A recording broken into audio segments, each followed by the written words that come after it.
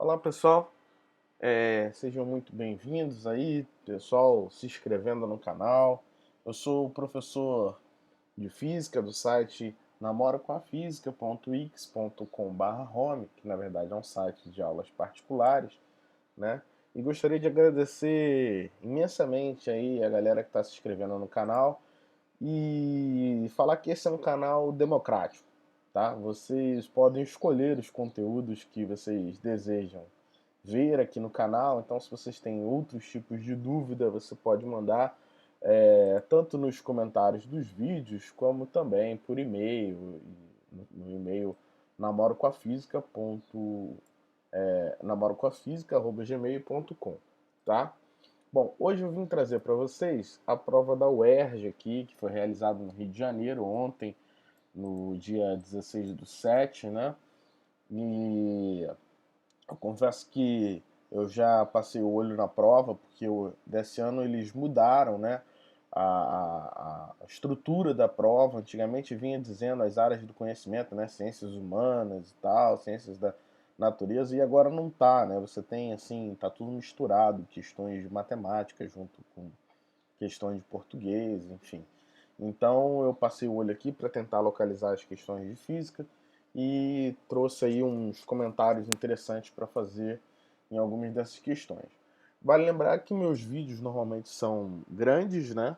Ficam normalmente muito longos, eu acabo falando bastante e aprofundando nas questões. Então, se você tem alguma pressa e alguma dúvida, uma questão específica, aqui na descrição do vídeo eu sempre coloco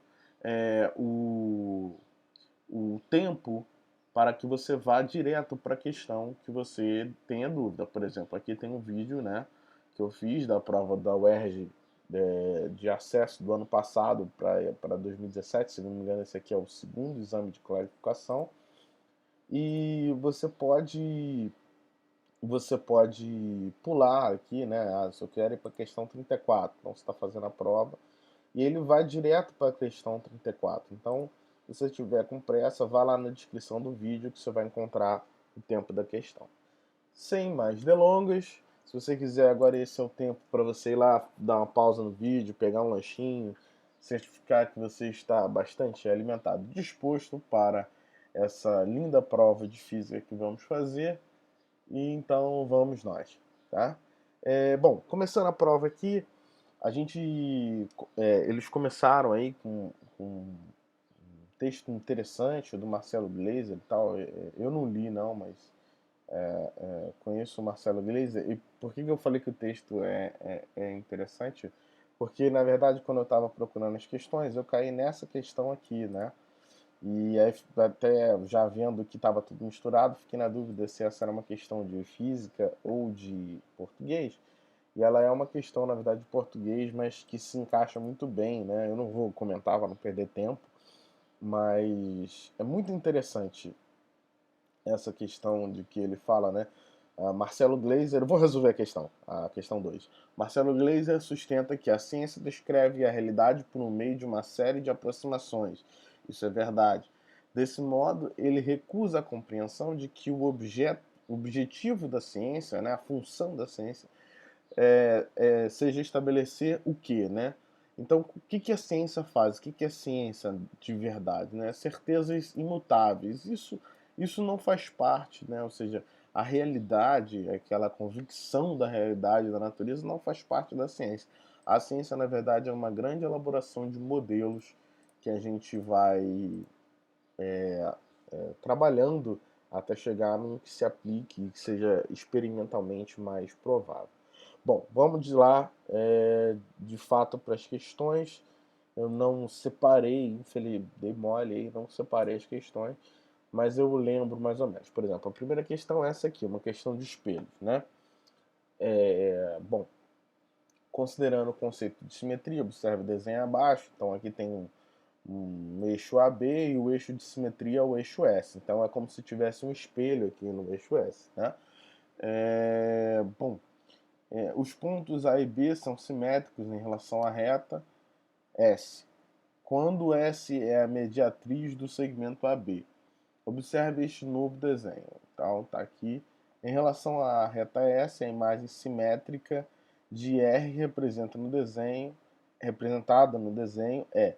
Bom, qual é a imagem formada por pela letra R através do eixo S? É isso que ele está querendo saber. Bom, o que um espelho faz, né? A gente sabe que a imagem formada por um espelho, ela a gente sabe que a imagem formada por um espelho, ela sempre tem a mesma distância, né? Ela sempre tem a mesma distância da imagem para o objeto. Então, aqui vai estar esse traço do R vai estar à mesma distância. Esse pontinho do bico do R vai estar aqui à mesma distância. Então, a mesma distância vai ter esse pontinho do R. Se você já tiver uma boa visão espacial, você vai observar que quando você tem ups, errei. Que quando você tem um espelho, a imagem na verdade fica invertida, né? Se eu tenho um B assim, eu coloco um espelho aqui, o B simplesmente fica assim, né? Porque a distância de cada ponta da imagem tem que equidistar do espelho. Então, se aqui é D, o mesmo ponto do lado de cá deve valer D, né? Então, qual é a resposta aqui que faz a simetria correta? É a letra C, tá? A letra C, então, é a resposta dessa questão número 6, ok? Beleza, vamos lá, seguindo nós. Bom, a lei de conservação do momento linear está associado às relações de simetrias espaciais. O que isso quer dizer?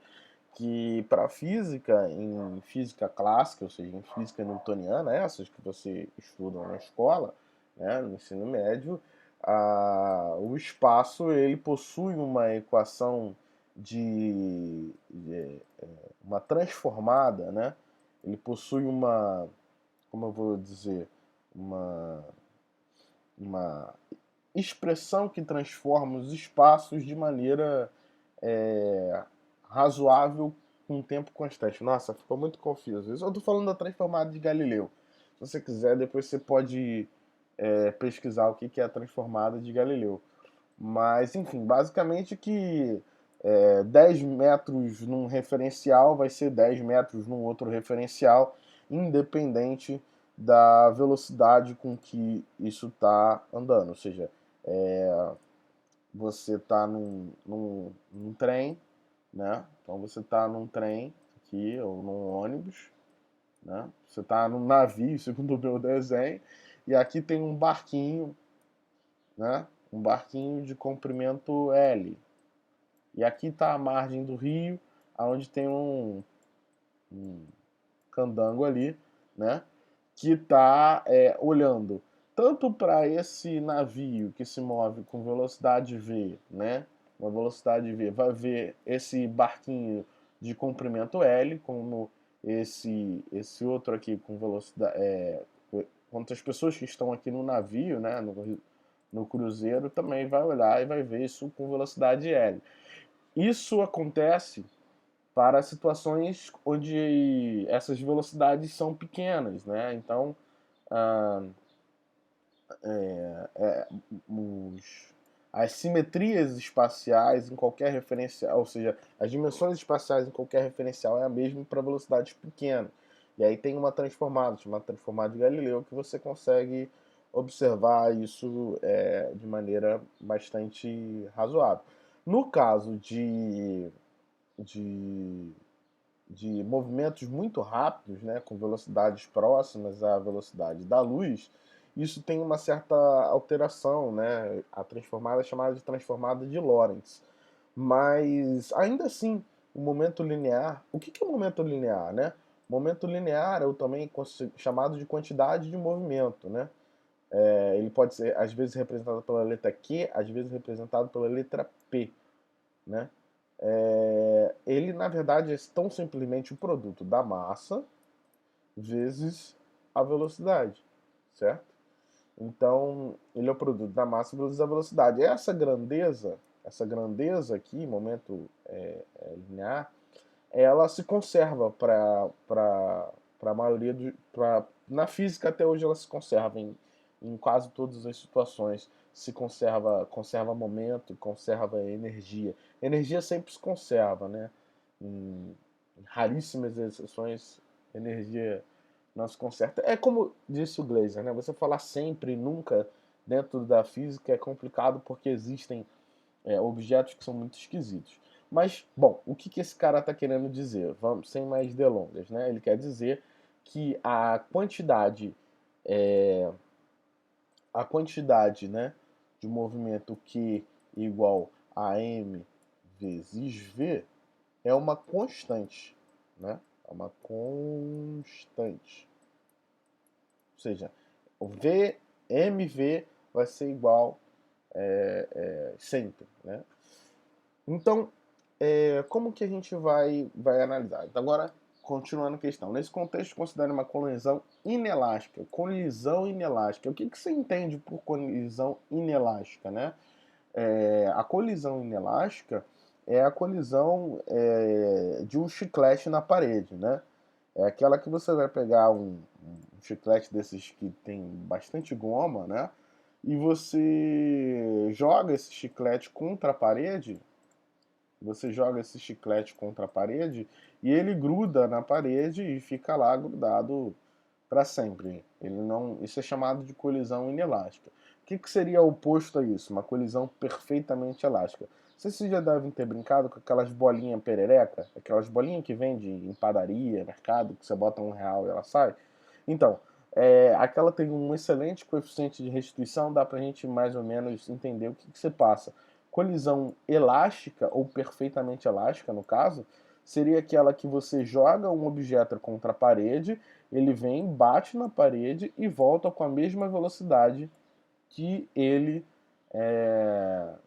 ele foi lançado, né? Então, você jogou um objeto, normalmente essas bolinhas pereca, a gente joga ela com uma certa força para o chão, é claro que tem dissipação e atrito, etc, e ela não volta na mesma altura, mas teoricamente, se ela fosse realmente uma colisão perfeitamente elástica, ela voltaria na mesma altura que você jogou, certo?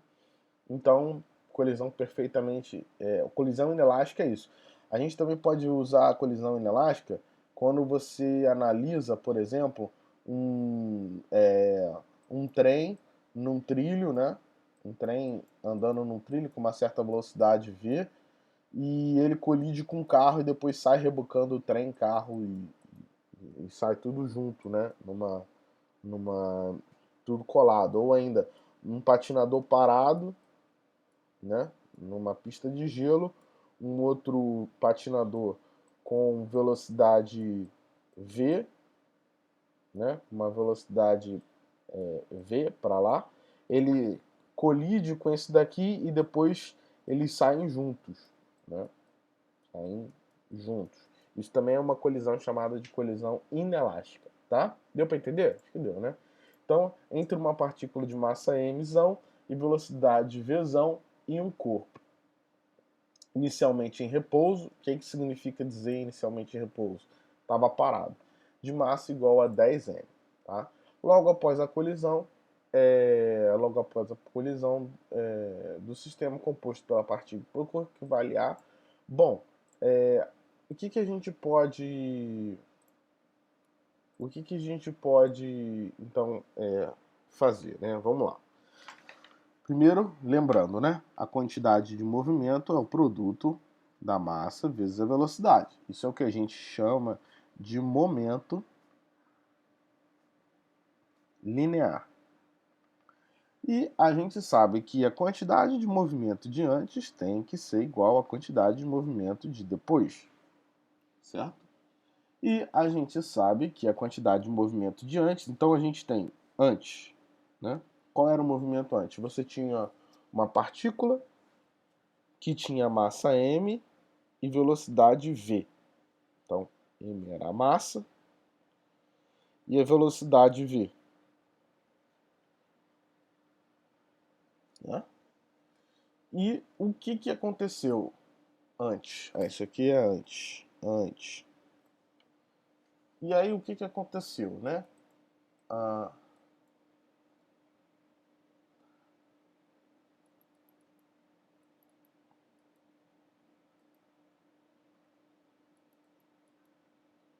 bom, ah, depois ela colide, nossa, bom, ela colide com um outro objeto que estava inicialmente parado. Então, depois,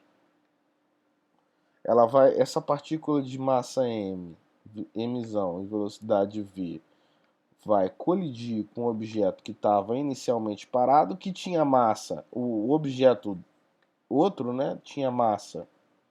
Vou botar aqui B. O objeto B tinha massa 10m. Isso está aqui, ó, porque saiu aqui. Que saco.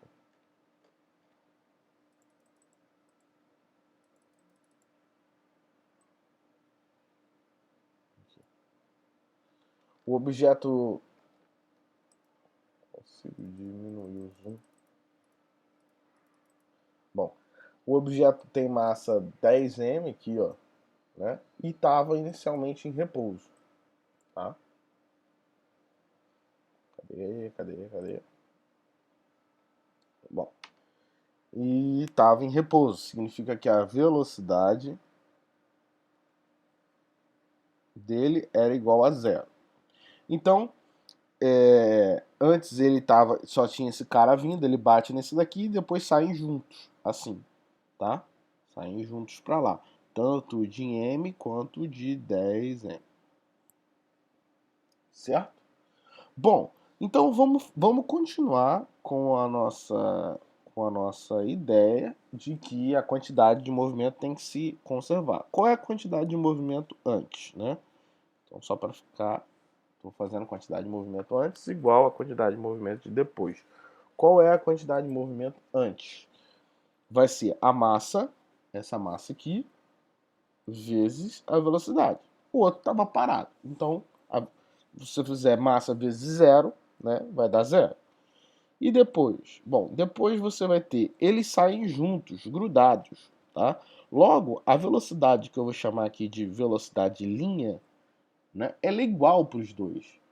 A e B, A e B, eles saem grudados e saem como um único corpo AB, que tem uma única velocidade.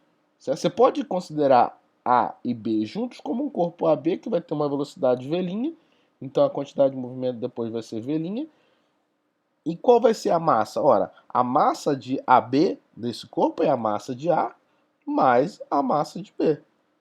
Então vai ser a massa de A mais a massa de B, certo? E aí a gente vai ficar com mzão vezes vzão é igual a v', mas que multiplica 11 mzão, né? E a velocidade do sistema v', então, vai ser a velocidade, é só passar para cá dividindo, né? Esse cara vem para cá dividindo. Então, a velocidade v' vai ser igual a mzão v dividido por 11m, corta m com m, isso vai dar v sobre 11. Resposta, letra C. Letra C, tá? De casa. Vamos dar um confere no gabarito que está aberto aqui. 7C. Ah, ok. Show. Beleza, né? Não é uma questão difícil. Questão relativamente fácil. Um diagrama as etapas de variação de temperatura e de mudança de estado físico de uma esfera sólida em função do calor por ela recebido. Admita que a esfera é constituída por metal puro. Cara, isso daqui é uma questão assim interessante, razoavelmente. Mas é o seguinte, cara. Você tem aqui uma, uma vela, né? E aqui você tem um, um recipiente com água, contendo um fluido. Tá? E aqui você coloca um termômetro. termômetro, que vai medir graus Celsius, exemplo, né? Cara, conforme essa vela vai esquentando a água, o que você pretende ver, né? Pretende ver que a água talvez não seja um melhor exemplo, talvez eu tenha me ferrado bastante no exemplo da água, mas vamos esquecer a água então. Vamos botar uma esfera aqui, um termômetro aqui, tá? O que você tem a imaginar, né? Que conforme a vela continua esquentando o corpo, gente, o que acontece quando você esquenta uma coisa? Esquenta, isso é óbvio. Então a temperatura dela vai subindo. Mas se você está esquentando e a temperatura não está subindo, está acontecendo alguma coisa. É o que está acontecendo aqui, ó. Nesses dois casos, a quantidade de calor, a energia fornecida para o corpo, continua crescendo. Repara, ó, vamos supor, aqui era 1, aí 2, 3, 4, né, 5, e aqui também, vamos supor, 50, né? Todo mundo enxerga isso, que aqui, ó, a temperatura, a energia está subindo, porém a temperatura nesses casos está constante. Então o que está acontecendo quando você olha para um gráfico desse? Você vê que a energia continua fornecendo aqui energia, a vela continua fornecendo energia para o corpo, mas o corpo não está aquecendo. Por quê? Porque ele está mudando de estado físico, né? Então a gente pode entender como se aqui a gente pode entender como se a organização geométrica, isso aqui não é feliz, mas a estrutura, né, molecular do corpo está sendo alterada. Então, aqui nessas fases ocorre a mudança de estado, né? Então, vem aqui. Imagina, vamos lá, vamos analisar as respostas aqui, né? É, vamos para vaporização, né? Vaporização, o nome é intuitivo, transformar vapor. Se você está olhando aqui nesse gráfico, imagina que o troço estava congelado, aqui é o estado sólido, aqui o estado líquido, e aqui seria o estado de vapor. Todo mundo enxerga isso? Então, na verdade, o que esse D aqui seria a fase do líquido para o vapor. Como é que é o nome desse processo? Vaporização. Ok. Bom, sublimação e condensação são outra coisa. Não é uma mudança de estado físico. Sublimação é quando você vai sublimar, né? Como é que eu vou explicar isso? Bom, eu não vou. Né? Condensação da ideia de condensar, né? E fusão é a fusão, né? É quando você passa você vai fundir uma solda, por exemplo, né? Você vai transformar um ferro líquido em ferro sólido. Então, a fusão é justamente essa alternativa B aqui. Né? Eu não sei se ficou claro essas transformações, assim, porque meio que a questão aqui não é muito boa. Você teria que decorar isso, ou saber isso de alguma forma. Bom, aqui outra questão também que não é muito boa, essas questõezinhas de gráfico, né? Tá. Então você tem aqui, ó, um carro se desloca ao longo de uma reta, a sua velocidade varia de acordo com o tempo, conforme indicado na figura. Então tem a variação da velocidade e aqui o tempo, né? A gente sabe que esse gráfico, né, é um gráfico da velocidade pelo tempo no movimento uniformemente variado, né? Então e é uma equação de primeiro grau, né? Então você tem que ter algo mais ou menos assim, né? V igual a V0 mais AT. É uma equação de primeiro grau, né? De V é o eixo Y, V0 é o ponto que corta o eixo Y, e aí a gente já sabe que o V0 é 5. O A aqui é a taxa de crescimento, né, que a gente chama de tangente do ângulo θ aqui, né? Tangente desse ângulo, né? É o mesmo a de uma função y igual a ax mais b. É o mesmo a, tá? Como é que você calculava esse a? Era fazendo esse dividido por esse, né? A taxa de variação. Que vai dar quanto aqui, gente? 20 dividido por 12, né? Taxa de variação vai ser... Não, vai ser... Desculpa, ó, quase que eu faço besteira. Não é 20. A taxa de variação aqui é 20 menos 5, 15. 15 dividido por 12. Essa é a taxa de variação. Essa é a aceleração. Esse é o A. Então, mais 15 dividido por 12 vezes T. Da onde saiu esse 15? Ora, o 15 é isso aqui, ó. A daqui a aqui, eu só estou considerando essa parte. Então, daqui a aqui são 5, daqui para cá. 5, 10, 15, tá? Então, 5, 10, 15. Então, esse dividido por esse, tá? Então, a gente sabe que a equação que está regendo esse gráfico é essa aqui, ó. 5 mais... a função que indica o deslocamento do carro em relação ao tempo é... Bom, essa aqui é a função horária da velocidade, né? Essa aqui é a função horária da velocidade. Então, você agora vai fazer a função horária do espaço, que é aquela sorvetão, né? S igual a S0 mais V0 T mais A T ao quadrado sobre 2, né? E agora a gente já tem aqui algumas informações. Ó, V0 vale 5, A vale 15 sobre 12. Ele fala alguma coisa do espaço? Bom, se ele não fala, a gente considera como sendo zero, né? Vamos considerar que S0 é zero. Então, qual vai ser a função? Vai ser V0, quem é V0? É o 5 vezes o T, mais A, que é 15, sobre 12, sobre 2, vezes T ao quadrado.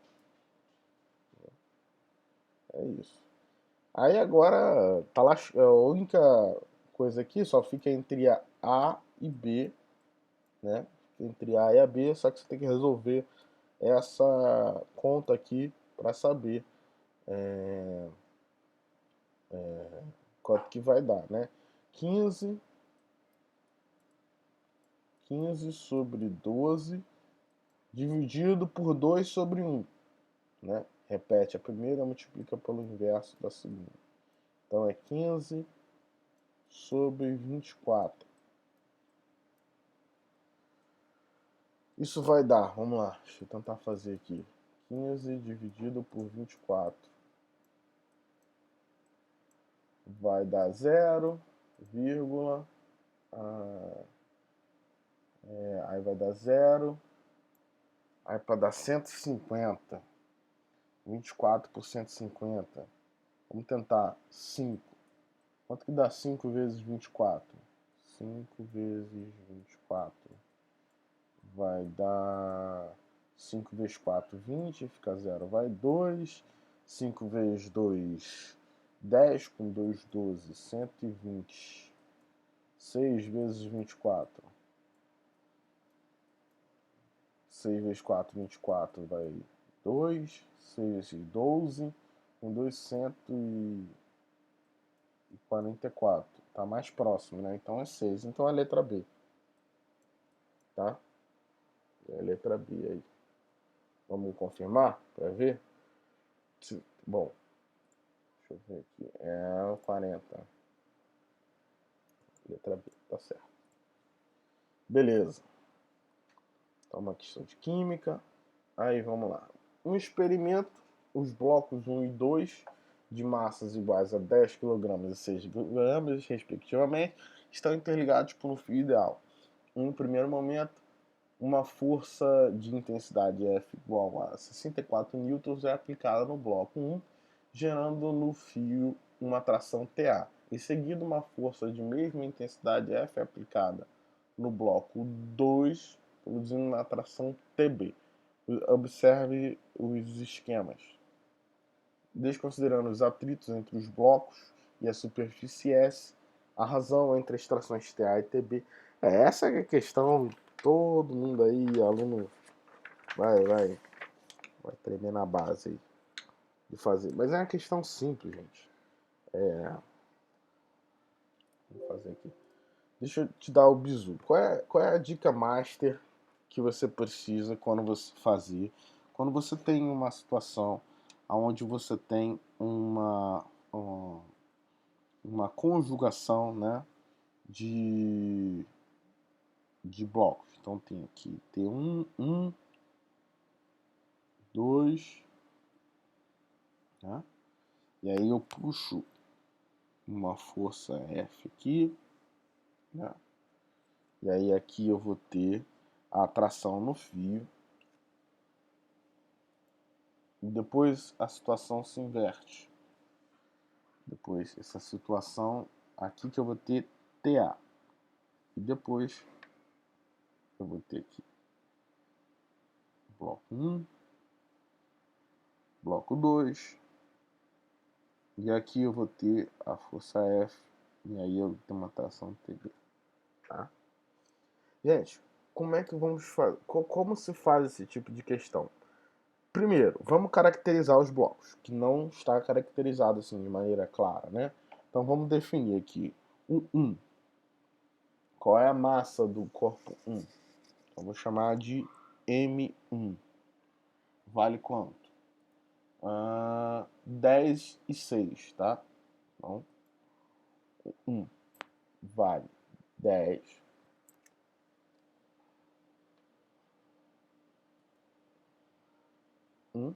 Aqui, ó, vou caracterizar aqui o 1. E aqui eu vou caracterizar o 2. Cara, isso é fundamental, essa separação para caracterizar. Tá? Então, o 1 vale 10 kg de massa. E o 2 tem M2 igual a 6 kg de massa. Não é isso? A força de intensidade F, a força F, vale 64 newtons. Isso também é um dado. E é a mesma. Né? Cara, como que se resolve essas questões? Sempre faça isso. Você vai acertar. Desenha separadamente. Vamos desenhar aqui o bloco 1. E aqui eu vou desenhar separadamente em duas etapas. Primeiro, a etapa A e depois a etapa B. Tá? Mas vamos lá. Na etapa A, essa situação aqui, ó. Essa situação aqui. É a minha etapa A. Tá? Essa aqui é a etapa A. Nessa situação, quais são as forças que atuam no bloco 1? Quais são as forças que atuam no bloco 1? Ora, tem a força F, é um dado, ela atua aqui. Aí você vai falar, tem a força peso, a força normal, ok, né? E tem a força de tração.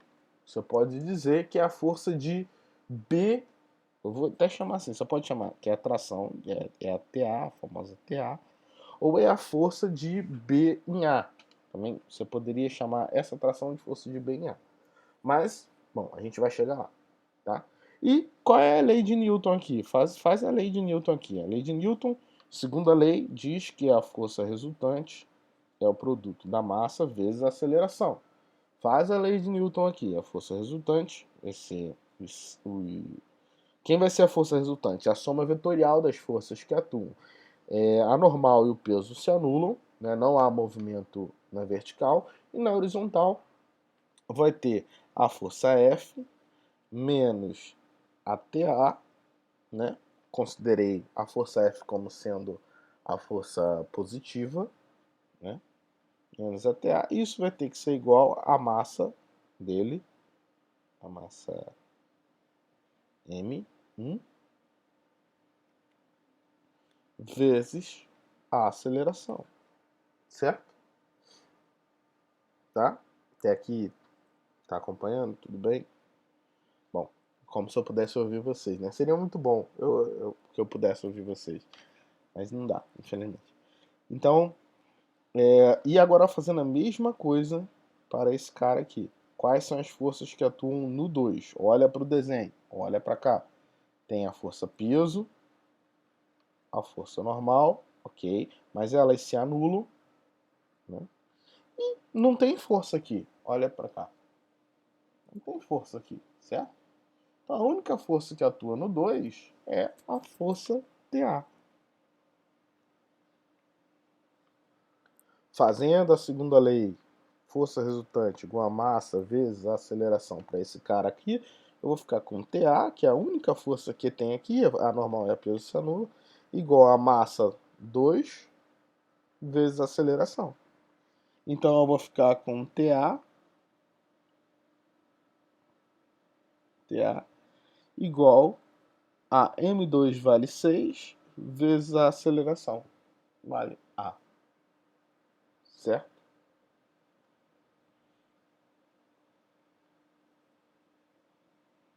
Vezes a aceleração vale A.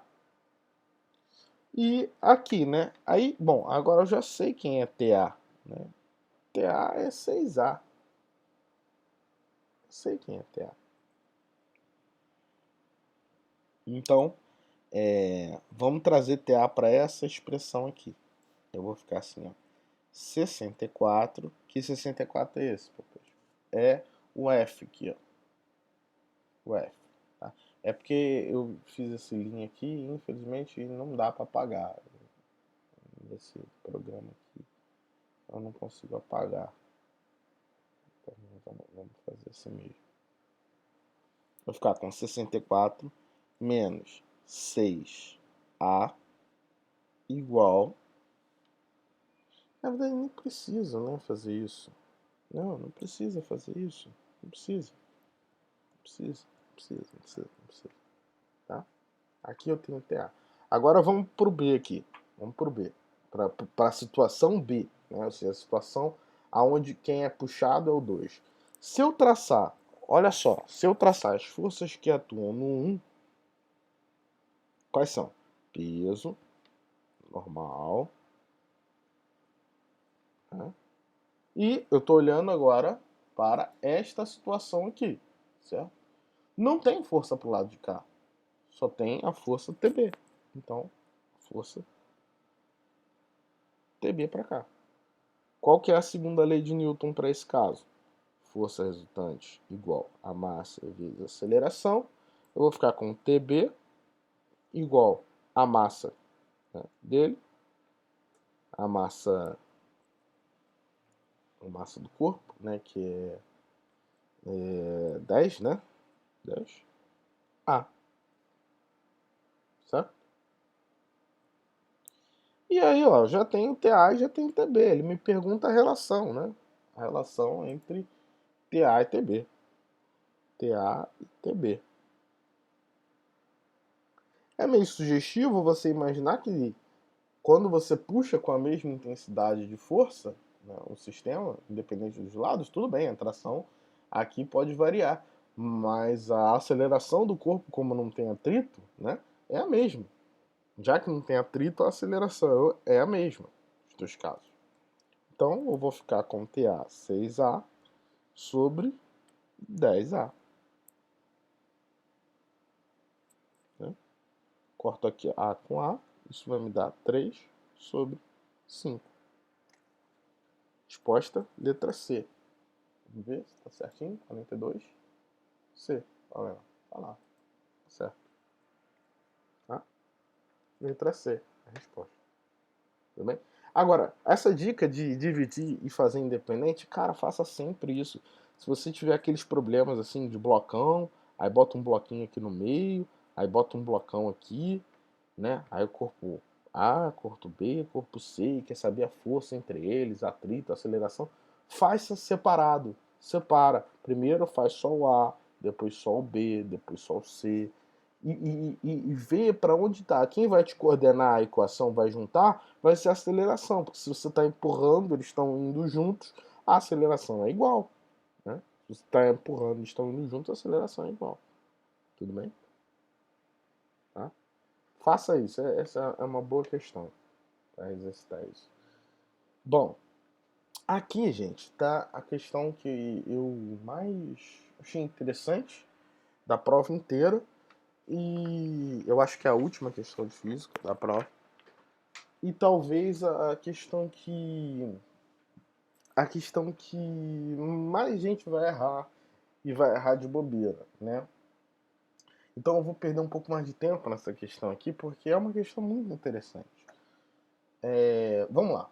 Diz assim, a corrente elétrica no enrolamento primário de um transformador corresponde a 10 A, enquanto no enrolamento secundário corresponde a 20 A. Sabendo que o enrolamento primário possui 1.200 espiras, o número de espiras do enrolamento secundário é... Bom, primeiro, o que é um transformador? Né?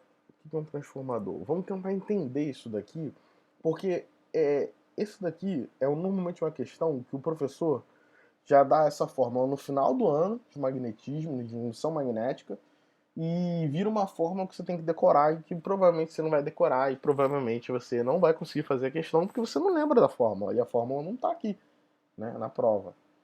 Então, qual é a saída? Cara, a saída é pensar. A saída é pensar, porque física é isso. O que difere a física da matemática e das outras coisas é que física você pensando você consegue resolver. Olha só, você já deve ter visto em alguma primeiro, né? Estamos falando de transformadores. Então estamos falando desse cara aqui, né? Alguma coisa parecida com isso aqui, né?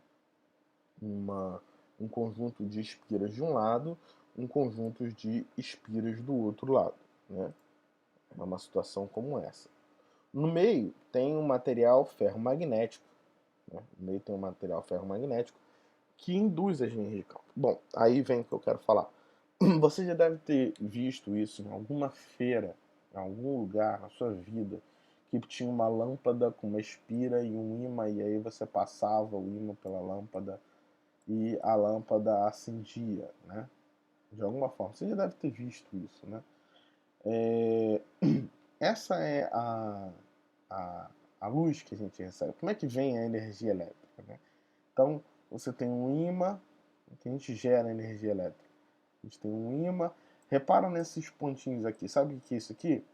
Isso aqui está identificando para a gente o fluxo magnético, onde o vermelhinho é o norte magnético e o branco é o sul magnético. Né? Então, isso está em... Desculpa, tá? Isso aqui está representando não o fluxo, mas as linhas de campo. E o que a gente está fazendo aqui é mudando as linhas de campo. Repara, por favor, como esses ímãzinhos aqui estão mudando, né? O sul sempre aponta para o norte para o sul. Conforme eu ando, é ele que vai mudando aqui, ó, repara. E é essa linha aqui, olha para esse aqui do meio. Esse aqui, ó. É ele que faz aquela oscilação ali, tá vendo? Ele que faz essa oscilação e que gera a movimentação dos elétrons, das cargas aqui nesse fio e faz acender a lâmpada. A gente pode imaginar, então, o seguinte. Você tem o fluxo. O que é o fluxo? Se eu falo para você o fluxo de um rio, né? Você tem o fluxo de um rio. É a quantidade de água que passa, né? Por tempo. O fluxo da torneira, ó, a torneira está com pouco fluxo, fluxo nenhum, muito fluxo, né? Fluxo de água, né? Então, aqui essa simulação que você encontra no FET, né? Aqui nesse site aqui, FET, tem várias simulações super legais. Você consegue, é muito legal porque ele faz essa analogia do fluxo de água com o fluxo do campo magnético. Quanto mais maior o fluxo de água aqui, né? maior a variação do fluxo magnético. O que é a variação do fluxo? O que é o fluxo magnético? É a quantidade de linhas de campo que atravessam essa espira por determinado tempo. Essa variação do fluxo, tá? A variação do fluxo magnético por tempo, ela gera uma coisa que a gente chama de força eletromotriz. Então, a força eletromotriz, que vocês já devem ter visto em geradores, em pilhas, em outras matérias, né? A força eletromotriz, que a gente representa por esse Ezinho, que na maioria das vezes, né, a gente representa assim, a força eletromotriz é a DDP de saída menos RI. Isso por uma pilha, né? Então você tinha lá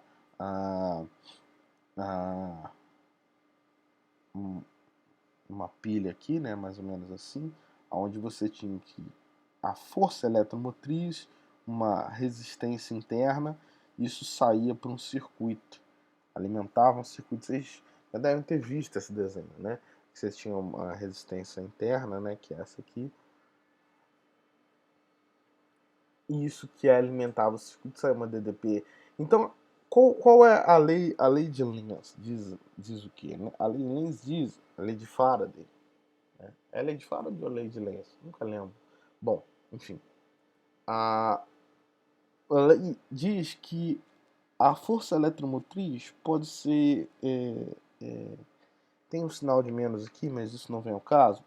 Ela pode ser... É porque as linhas... A natureza conservativa, ela sempre tenta... Deixa eu tentar explicar melhor. É a lei de Lenz mesmo.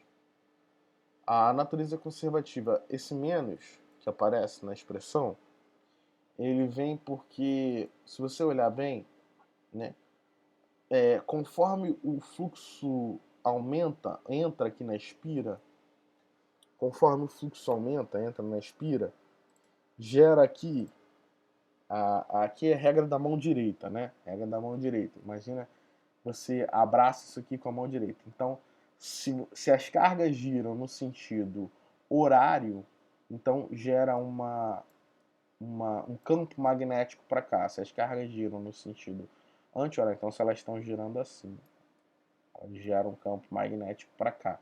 Se elas estão girando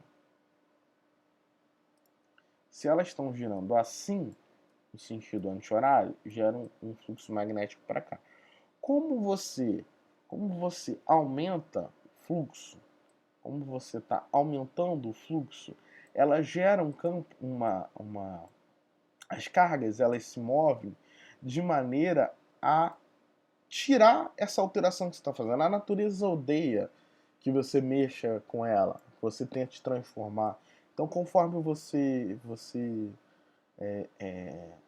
tenta variar, crescer o campo, ela faz de tudo para ter. Você tá enfiando um campo aqui e ela gira as cargas, a natureza, de modo a gerar um campo que se opõe a esse aqui, né? Então, o campo gerado, induzido, ele é sempre contrário àquilo que você está fazendo, ao fluxo, né? A força eletromotriz, então, ela é contrária. Então, vai gerar aqui, né, a variação do fluxo magnético dividido pela variação do tempo. Isso é a força eletromotriz, né? É isso que você, cada espira dessa daqui, cada espira, tá? Gera um fluxo. O que a gente pode olhar agora? Tá, se você já entendeu essa parte, você já está na metade do caminho. Já vou resolver a questão. Olha para cá. Quando você olha, o que é o fluxo do campo? Né? O fluxo é a quantidade de passos. Repara, a mesma quantidade de setinhas que vai passar por essa espira do gerador vai passar por aqui. Não tem como ter sumir, crescer, enfim, não tem como. As linhas, o que está sendo gerado, o fluxo que está sendo gerado aqui pela variação aqui, ele é o mesmo fluxo que está sendo gerado aqui, certo? Então a gente pode entender que no gerador o fluxo do campo magnético é o mesmo, tanto do lado esquerdo quanto do lado direito. Mais do que isso, a gente pode entender ainda que Então, o fluxo é o mesmo, né? E cada espira, cada voltinha dessa aqui vai contribuir com a, a, com a sua força eletromotriz. Então a gente pode chegar à conclusão, né, de que a força eletromotriz é proporcional a N vezes a variação do fluxo dividido por T. O que é esse N aqui? É um número de espira, porque para cada espira, cada espira tem a sua individualidade, ela percebe essa alteração do fluxo magnético de maneira diferente, né? E o que a gente vai ter então? Que fluxo é o mesmo, né? Então o que você vai fazer, né? Então se tiver E1 vai ser igual a menos N1 vezes dB, delta B, delta φB sobre delta T. E o E2 vai ser igual a menos N2 delta φB delta T, né? E aí o que você sabe? O fluxo é o mesmo, né? Então você vai ficar com igualando, né? Iguala aqui, passa para cá.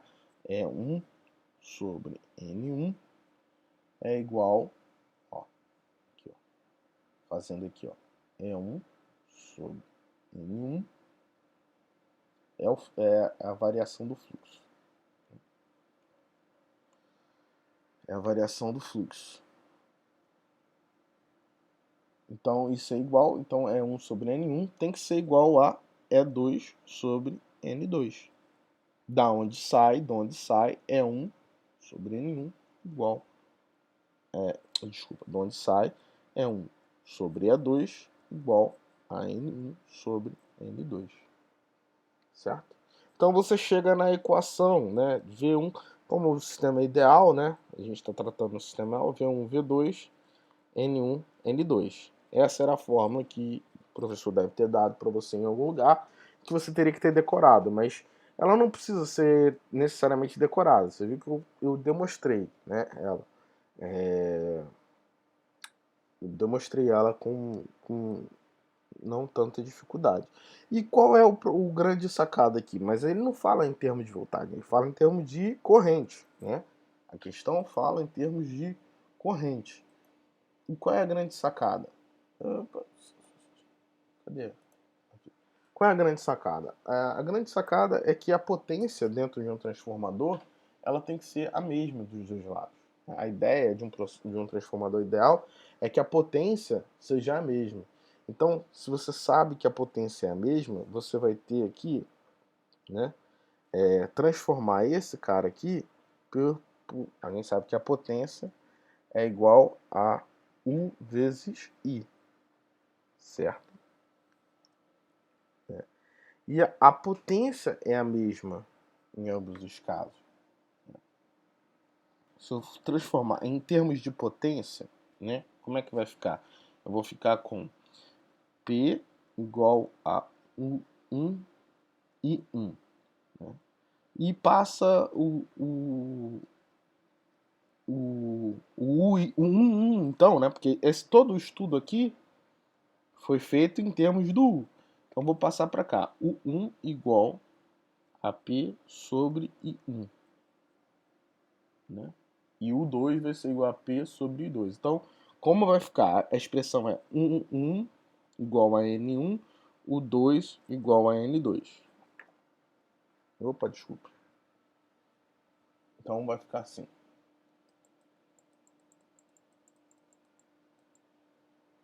Vai ficar assim. O 1 igual a N1, o 2 igual a N2. Né? Aí você faz, se fosse em termos de corrente, você faria a regra de 3. Mas ele não quer, ele quer em termos, se fosse termos de voltagem. Ele quer em termos de corrente. Então o que você vai fazer? Você vai vir e vai fazer essa substituição aqui. Vai ficar assim. Ó. O 1 vai ser P sobre I1 igual a N1. E o 2 vai ser P sobre I2 igual a N2. E aí sim você faz a regra de 3, né? Vai fazer a regra de 3. Então vamos lá. Vamos fazer a regra de 3. O que ele quer mesmo? Ele quer I2, né? Não, ele quer o número de espiras no segundo, o número de espiras do rolamento secundário. Ele quer N2. A pergunta é N2. N2 é a minha pergunta. Então vamos lá. Vamos substituir os valores então, né? Que a gente conhece. Só para ficar claro, para a gente escrever dessa forma aqui, repete a primeira e multiplica pelo inverso da segunda. Então vai ficar assim, ó. P sobre I1 sobre P sobre I2. É esse lado aqui, ó. Tá? Eu sei o que eu estou fazendo. Isso daqui, repete a primeira, multiplica pelo inverso da segunda. Eu vou ficar com P sobre I1 igual a vezes o inverso, né? I2 sobre P. Corta, corta. Eu vou ficar com I2 sobre I1. Então, a expressão em termos de correntes é I2 sobre I1 igual a N1 sobre N2. É o inverso. É o inverso disso daqui. Né? E agora vamos substituir os valores dados. Então, no primeiro é 10, I1 é 10, I2 é 20, N1 é 1200. Então, I2 é 20, N1 é 10, N1 é 1200 e N2 é a pergunta. Corta aqui com aqui. Isso vai dar 2N2 igual a 1200, N2 igual a 600 espiras. Letra A. É uma questão. Bom, muita gente vai fazer, vai botar aqui o dobro, né? 2.400, não tem dúvida, porque é uma regra de 3. Só que não é uma regra de 3 diretamente proporcional, né? Na verdade, uma regra de 3 inversamente proporcional. Se uma dobra, a outra diminui, né? Quanto maior o número de... Quanto maior a corrente numa espira, quanto maior a corrente dentro da espira, menor o número de espiras, né? Então é inversamente proporcional. Resposta é letra A. Vamos ver se a gente acertou, né? 43, letra A. Certo, tá certo. Né? Então tá aí a questão. Bom, eu sei que eu fiz uma explicação, acabei me enrolando aqui, porque eu peguei os livros e tal, a simulação, mas espero que vocês tenham entendido. Se vocês não entenderam, me manda e-mail, me fala que eu respondo com mais calma, faço de novo. Escreve no comentário aí que eu faço essa questão de novo e posto um vídeo só para ela, tá? Aí, gente, eu acho que acabou, que aqui já é ciências humanas, né? Bom, então foi esse nosso vídeo de hoje, prova da UERJ. Espero que vocês tenham gostado. Desculpa aí essa enrolação aqui que eu peguei, demorei aí para pegar o livro. Bom, boa sorte para vocês. Para quem passar, quem foi bem, espero que de fato o nosso governo faça com que a UERJ sobreviva, né, a essa grande crise que ela está vivendo, que vocês consigam cursar uma boa faculdade, como já foi a UERJ há algum tempo atrás. Beleza? Valeu, gente. Até mais.